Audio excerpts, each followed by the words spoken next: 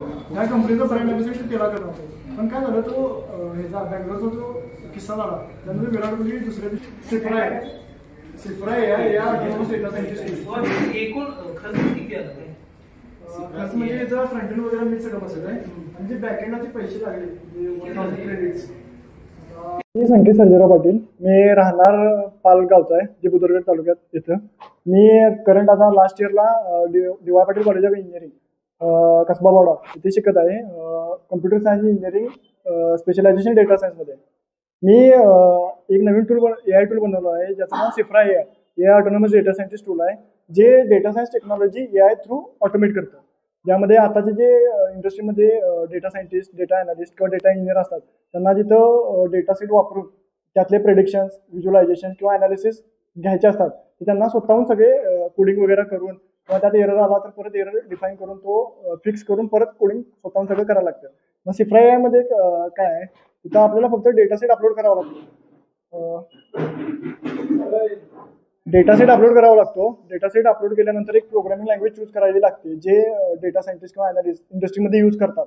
आणि त्यानंतर प्रॉम्प्ट आपल्याला टाकावा लागतो की त्या डेटा सेटमधून आपल्याला काय करायचं आहे, एक बार चार्ट व्हिज्युअलाइज करायचा किंवा अनालिसिस करायचा किंवा एक नवीन मशीन लर्निंग मॉडेल तयार करायचा आहे. त्यानंतर जेव्हा आपण जनरेट कोड बटन क्लिक करतो, cell wise with real time output सिफ्रा कोड जनरेट करतो. आणि त्यानंतर आपण ते PDF किंवा जे आपण प्रोग्रामिंग लँग्वेज चूज करतो त्या एक्सटेन्शनमध्ये ते डाउनलोड करून यूज करू शकतो. याला किती वेळ लागला आणि तुम्ही याचं रजिस्ट्रेशन कुठे केलं, प्रमाणपत्र तुम्हाला कोणाकडून? याचा रिसर्च पेपर मी स्वतः पब्लिश केला. याचा रिसर्च पेपरचा प्लॅगरिझम लेस दॅन 1% आहे. त्यानंतर हे रिसर्च पेपर गव्हर्नमेंट ऑफ इंडियाकडून मिळालेलं आहे. त्यासाठी आपल्याला रिसर्च पेपर पहिला मी पब्लिश केला, त्यानंतर गव्हर्नमेंटला जेव्हा मी अप्लाय केला त्यानंतर गव्हर्नमेंटची रिक्वायरमेंट होती की या जे आपण अप्लाय करतो त्याचा प्लॅगरिझम लेस दॅन 1% पाहिजे, लेस दॅन 10% पाहिजे. आता 1% आहे. त्यानंतर 1 महिना जेव्हा स्क्रुटिनीला पडलं त्यानंतर 15 दिवसामध्ये कॉपीराइट सर्टिफिकेट बनून आलं. जे आताचे डेटा सायंटिस्ट किंवा डेटा अनालिस्ट इंडस्ट्रीमध्ये काम करतात, डेटा इंजिनियर किंवा मी आता कम्प्युटर सायन्स इंजिनिअरिंग स्टुडंट आहे, मला मल्टिपल प्लॅटफॉर्म्स एकाच वेळी यूज करावा लागतात. अनालिसिससाठी वेगळा करावा लागतो, व्हिज्युअलायझेशनसाठी वेगळा करावा लागतो, किंवा पॉवर BI जे आहे मायक्रोसॉफ्टचं, तिथं डॅशबोर्ड क्रिएट होतात, तो प्लॅटफॉर्म वेगळा आहे, त्यासाठी तो पण यूज करावा लागतो. मग यामुळे स्ट्रेस जास्त वाढतो एम्प्लॉयवरती किंवा स्टुडंट्सवरती. त्यानंतर कंपनीचं पण बजेट वाढतं किंवा एक काम लांबणीवर पडतं जास्त मोठं असल्यामुळे.